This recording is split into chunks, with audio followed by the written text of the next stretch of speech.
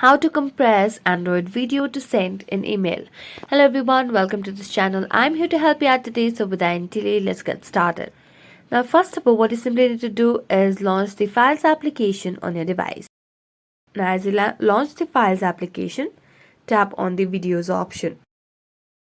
Then simply make a long press on the video that you want to compress and then tap on three dotted lines at the top right corner of the screen.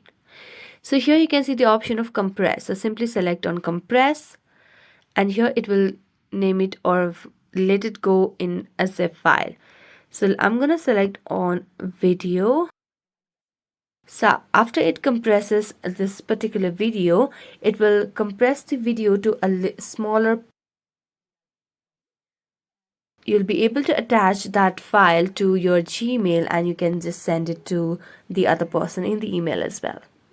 So that's how you compress Android video to send an email. So that's it. Thank you so much for watching this video. See you next time.